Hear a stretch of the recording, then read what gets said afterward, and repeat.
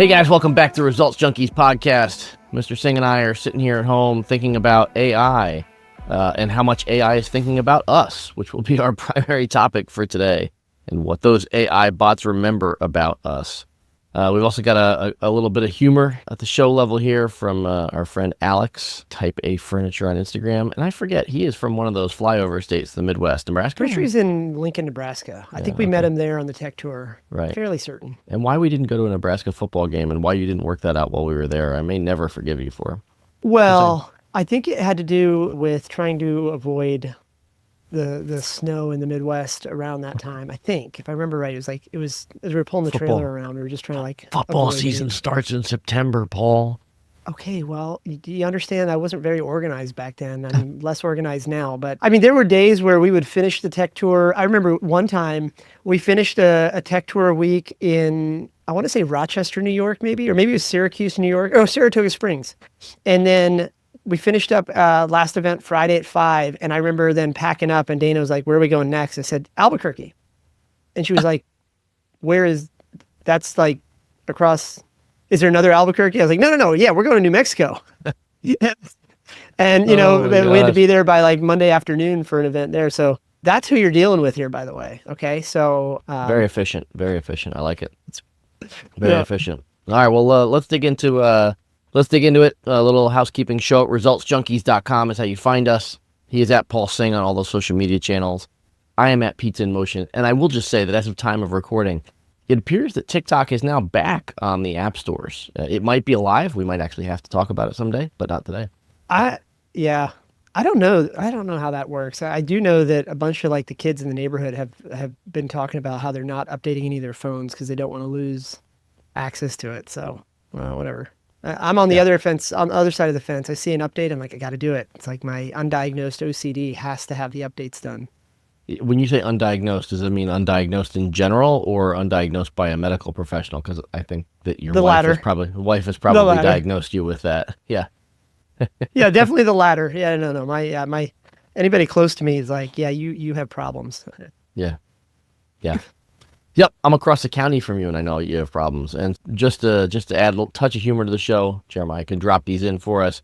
Alex was nice enough to embrace your candor on the show with us, Mr. Singh, and we've got a really nice meme here for an award based on our previous conversations about you and your awards and your proclivity for shark headsets, which were very headbands. Were very very stylish.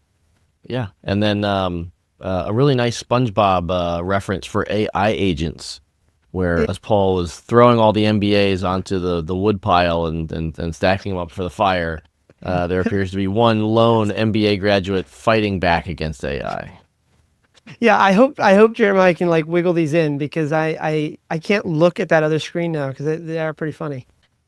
It's to the point where that second one with the award, I almost want to post it in our Strata internal chats just to see. I definitely think you did, but only after they've worn the shark headbands. Have they already done that? Yes, actually, we did do that. Yes, we did do that.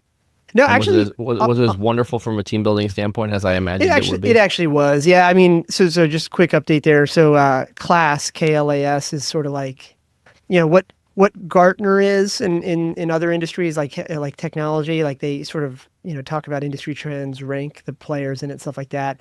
That's what KLAS, that's what KLAS is to healthcare and healthcare technology companies. And so the award that we announced both internally last week and externally last week is that Strata won the Best in Class award, which for us is a really big deal. I mean, we flew under the radar for a very long time. Our team is a grand total of 60, and the companies that have held that award for 10 years are upwards of 600, 800 people, multi-hundred millions of dollars of revenue annually each, and so it's just a big deal for us to knock them off.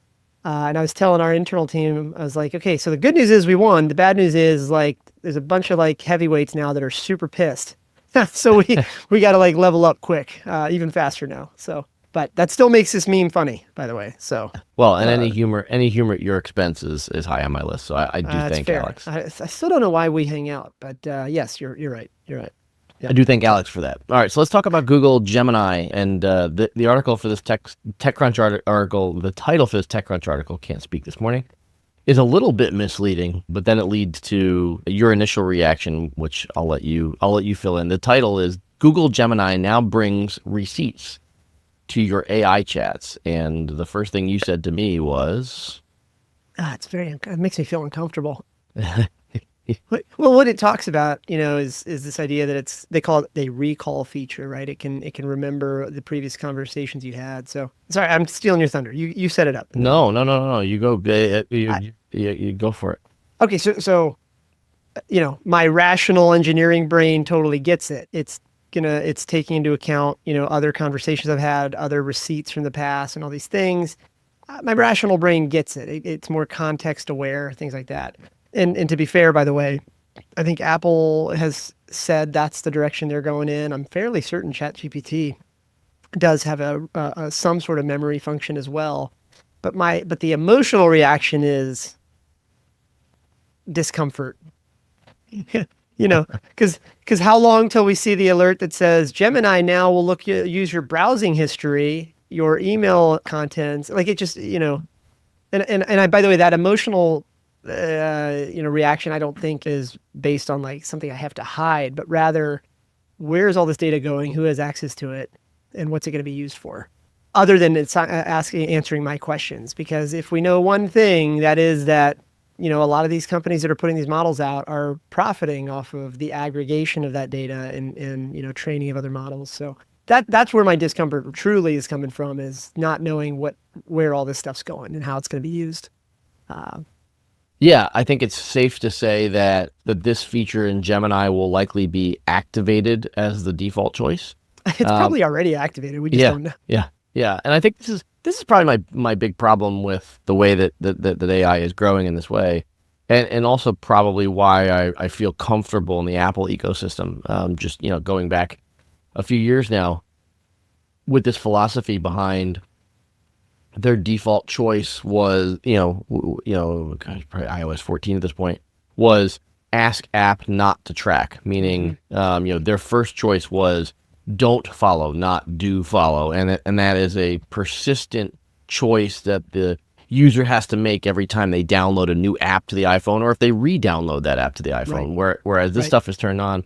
I think the other thing that, and I don't want to assume, but based on previous features that have been added to Gemini, it wouldn't surprise me if, along with remembering things that you said in the past, it has some right to use that material that you can disable. Like, I fully believe that Google has the option to disable all this stuff. It's just, it doesn't surface it in an easy way. It's, 4 or 5 clicks deep and that sort of thing. And look, I mean, you and I have talked about, I think that these smaller language models where say maybe my iPhone has all that information and can remember conversations and knows how to process stuff is going to be very valuable for end users, consumers.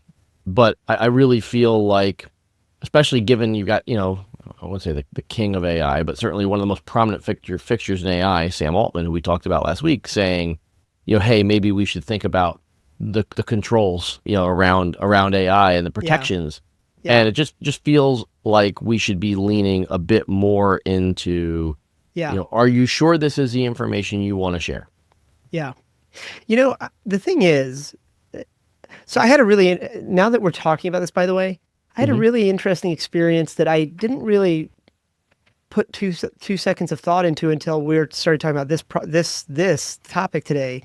And that is, it's tax time, right? It's February, it is, and indeed. Most people have done all their tax or given all their tax stuff up, a month ago. But here I am in February. Anyway, yesterday, so I use Superhuman as a mail client on top of my Gmail, which is actually what my Results Junkies email is. We use it at Strata and all that. So Superhuman is sort of my interface that I use. I'm not an investor in the company or anything like that. I like the product. But what was interesting was, I think I've told you, they've got this AI feature now where you can ask a question in plain English and then it'll look in your email. Yeah. I kid you not. It's interesting to me that I didn't even realize this until we talked about this topic. Yesterday, when my tax guy was like, hey, I need these documents, I went into Superhuman and I typed in, find all my tax-related documents for 2024. And I hit the Ask AI feature and it surfaced my W-2s, surfaced my K-1s, I mean, it pulled it all. Frankly, the only thing it didn't pull was anything that, or anything, the only thing that didn't show up was anything that I had as paper copies or anything like that. So, Hmm. so I thought it was really, it's interesting that I just totally forgot that I used that feature. Maybe that's, people like me getting retrained now to expect more from clients, but it still kind of like begs the question of like, where's all this data going to go? Now I'm wondering like, wait a second, people are going to judge me if they're not, if they haven't already. Like when I have paper, so for example, I have like some deal paperwork that had to be on paper for whatever reason on this particular Hmm. company, and they sent back the countersigned copies. Usually, what I do then is I just every once in a while I'll scan these in with my phone, send myself an email with the subject line being the name of the documents and the company and all that stuff. Right now, Hmm. I'm like, I guess I've always trusted my email to be mine. Maybe that's foolish, but I always trusted my Huh. email to be mine. But what we're talking about here becomes a slipperier and slipperier slope now, potentially. Well, I use Google Workspaces for results junkies. We use Google Workspaces for Strata, and like now, Yeah. where's all that aggregate data going back to? So probably all this stuff is way above my pay grade, of course. But as we come back to this like memory recall feature, maybe it's that the recall itself doesn't bother me so much. It's really just where's all this data going, who's going to have access to it, and all that. But to your point about you bringing up Apple, I think is the only one that keeps saying everything is on the device. Now let's take them at their word for it, right? That's Sure. Right. generally true. Right.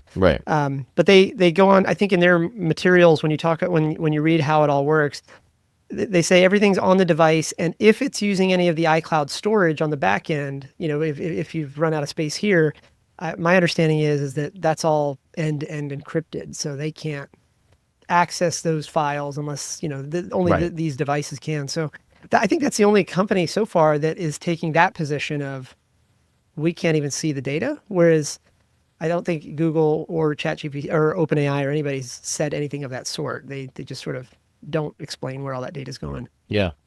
Well, and I think it's interesting. Like knowing that you use Superhuman. My guess is that you're granting Superhuman some level of rights to read your entire inbox Yeah, because that's right. it's Yeah. organizing stuff. And I don't know what the parameters are in there and what it keeps and what it discards. But I mean, Man, those are interesting. my terror level is slowly rising, Ed. Thank you You're welcome. for I'm here this for is you. not how I expected. This was not on my Friday morning bingo card. Thank you. Uh, uh, yeah, you're welcome. I'm here for you. I am here for you. That's my goal. When I think about you said something about, and we're going to talk a little bit about iCloud and end encryption. But to your point, I think like we don't know if Apple does this, with 100% effectiveness. But I think we generally believe that Apple, leans in this way from a privacy standpoint. And I don't think, to be clear, like I don't think every company should have Apple's philosophy. Like everybody, like it's a free market, they should do what they think is best for their company. But I do think, especially for those people who may not have as an outlook on privacy as maybe you or I do, I do think they should just be more upfront about what their privacy policy is and just lean into that so they know, so that consumers know when they open the app, hey, here's the information we're going to have access to, and here's how we're going to have access to it. I think that's a reasonable standard for where we are with AI right now. Hmm. I mean, do you think, not to get into like politics here, I would imagine that the current administration is not going to be inclined to put any oversight on any of this stuff. So do you think, actually, maybe let me ask you the question another way. Yeah. When do you, if you had to place a bet, Mhm. when do you think like maybe the first oh shit moment for AI will be? And when I say oh shit, I mean like maybe a legal fight or something of that sort, like big lawsuit Yeah. or something like that. You think that's a 2025 thing, 26, 27? What's your gut?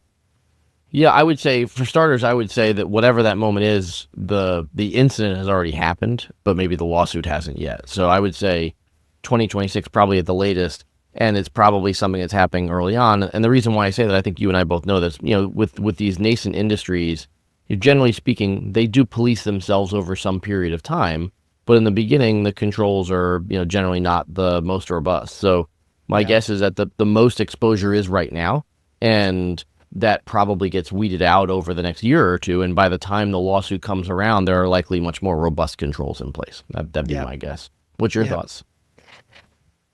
I spend more time right now, just given my role at Strat, I spend more time thinking about like this and these kind of questions in the context of healthcare. I think we're going to see the first, I don't think we're going to see the first lawsuits in 2025, but I think we're going to see the first failed healthcare payer audits this year. What I mean by that is like, just as a quick background for people, like when the IRS audits you, that's a certain process, right? Hey, give us all these papers, and then then we'll figure out what you really owe, if you owe, and then we'll get the money from you at that point. Oh, and if you don't pay, then we'll garnish, blah blah blah. If you're a healthcare provider, let's say that you accept Aetna insurance. I'm going to just use that as an example. If Aetna decides, hey, I want to audit that particular doctor that you have or whatever, and what they'll do is they'll say, okay, we want to go ahead and audit these 17 patients that the doctor saw, send us all the notes. But here's the interesting difference. They actually pull back all the money that they paid for those 17 patients in advance, and then you have to fight to get it back. So here's where I'm going with this. The duty to then provide that information and to successfully convince, in this case, the healthcare payer that all your notes were good, all your documentation was good, that then falls on the clinician and the practice owner. Now, here's the thing. What's not clear yet is how the healthcare payers will see the use of AI technology in things like note-taking and stuff like that. There's one side of the argument, which is, well, whatever tool they used to write down the notes of what you, maybe patient Ed, said to your doctor. Right. There's one side of the argument that says, who cares what they used? The doctor still signed off on it, so they should have read whatever the notes were.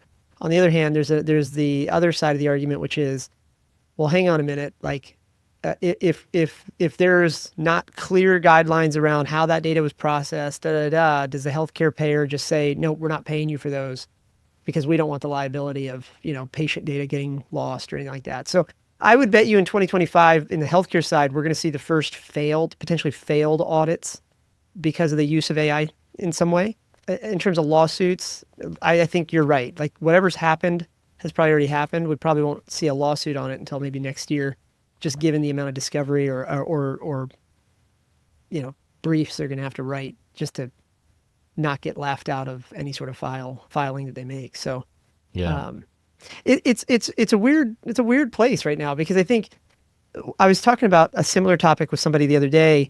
There's an explosion of AI powered tools in almost every industry, right? Right. One of the conversations I was having with somebody else on a different matter yesterday, but similar angle here, was it's so fascinating to me how different the terms of service look for these AI powered companies than other SaaS companies. So for example, I'm going to make this up, but like if you go read the terms of service for like HubSpot, Salesforce.com, all these companies, they all kind of look the same. I mean, aside from minor differences, the indemnifications look a certain way, the reps and warranties look a certain way, the terms. Anyway, what's fascinating to me is that when you then start to look at the terms of service for these companies that tout all their use of AI, right? Whether they do documentation or transcriptions or whatever, their indemnifications are much heavier. Like they are like really carving out everything under the sun to protect themselves.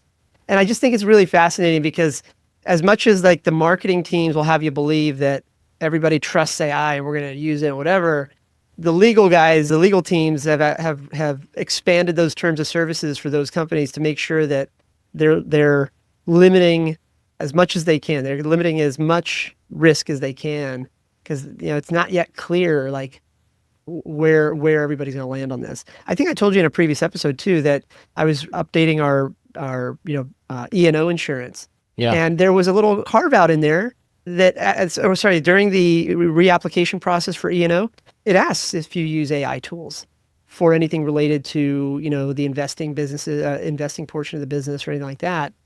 And I said no, because I don't, when somebody gives me a slide deck, for example, I'm not doing it. But then I had to stop and say, well, wait a second, like I had to call the agent, and I was like, well, wait a second, I don't use like an AI transcription service, but is that like, do I need to be worried if somebody, anyway, the point is the insurance companies are now asking where the use of AI is happening. And I think it's just a precursor to them eventually saying, yeah, you're going to need another rider for that. Or we're not going to cover it without that rider. So I think we're just going to get into this. If I was a betting person, I think we're going to see the first insurance hiccups of some sort in 2025. But Hmm. I'm with you on the lawsuit. So I think the big ones will probably be next year after everybody figures out how we all got screwed. But all right. Oh, Well, so let's take a quick look at this chart that you sent my way. That was this a was stunning crazy. curve. Yeah, stunning curve about the context is takes us all the way from DocuSign to Cursor. But what's interesting here is I'll send this chart to Jeremiah to put up on the screen for us. Cursor is enabled by the companies that came before it. The AI tools to have gotten to this growth this quickly. This chart, like I saw it and I looked at it and like, oh, up and to the right. Wow. And then I looked at the time scale and I was like, wow. Yeah. Okay. So the chart, we'll put the link in the show notes, but Aaron Levy from Box posted this chart, and in the tweet he says, AI has now enabled the creation of the fastest growing software product maybe of all time. And what the chart shows, if you haven't clicked through it yet, is that on one extreme, DocuSign took, it looks like 10 years Over to a go decade. Yeah. from 1 million to 100 million in ARR. Yeah. But all the way on the other extreme, Cursor, which, if you look that up, Cursor creates like, I would describe it as like it's like a AI powered tool to help developers be more efficient when they're writing code or diagnosing bugs and things like that. So that line looks like, what is that? Maybe less than 2 years. So it took Cursor less than 2 years to go from 1 million ARR to 100 million in ARR. It's insane. So now here's the thing. Obviously, the headline in the tweet is AI has now enabled the creation of the fastest growing software product. That's the result. And by the way, we'll take the values on this chart at face value. Let's assume they're all correct. I have not Googled them, right? But I think the thing is, like, the productivity gains of AI has enabled the creation of the fastest growing software product of all time.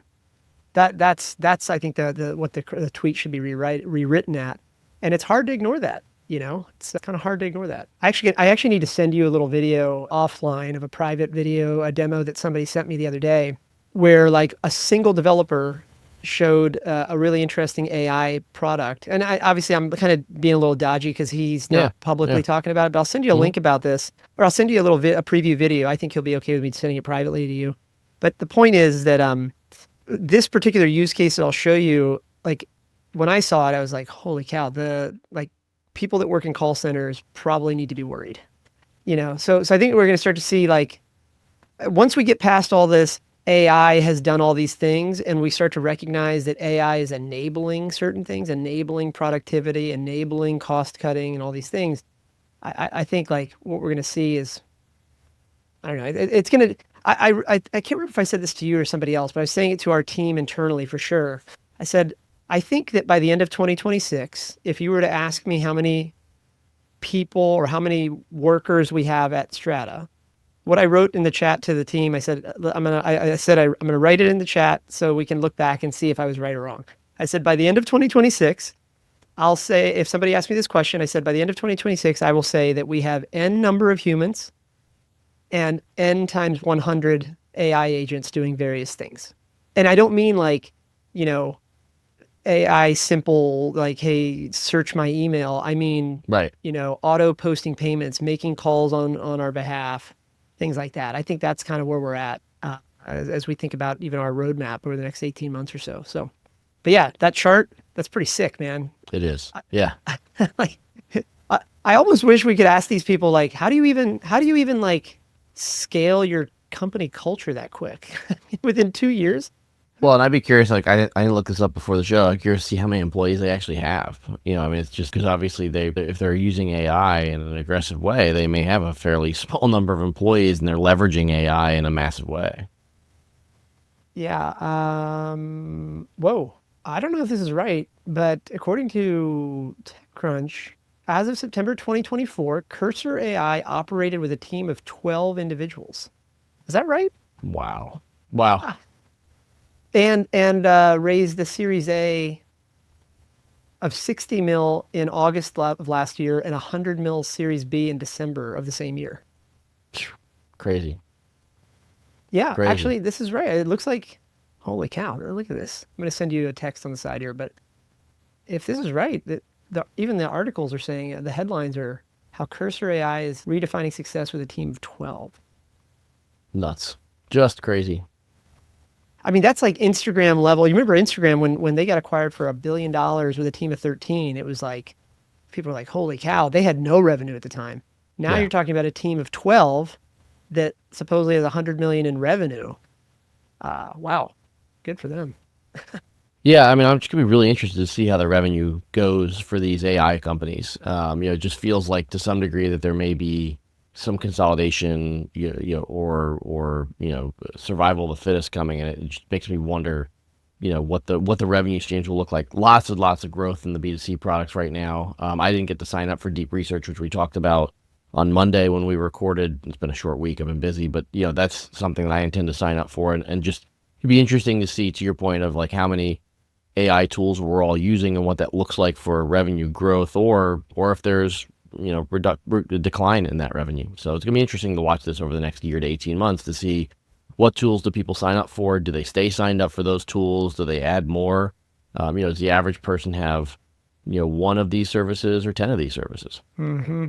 Probably a good place for us to pin it for this week. We'll talk. I think we got one topic left on the cutting room, on the chopping block for next week, talking a little bit about Apple and their departure from the UK as it pertains to iCloud and the encryption stuff. But Yep. But for now, Mr. Singh, I think it's time to put a pin in it and say, you got any travel this week? No. There might be some quick travel day trips down to Nashville or Florida next week, or maybe a day trip. We'll see. But next trip currently planned is Vegas with Dana. Vegas was probably not. I know you spent a lot of time there. It's not. I'm not a big gambler or anything like that. But Yeah. I got to go pick up this award, represent our company, and pick up the award on Monday, March 3rd. So we thought, hey, my birthday is that weekend prior. So why don't we just, her parents are going to come watch the kids for the weekend. We are going to fly over to Vegas and try to find some good food and maybe a spa or two.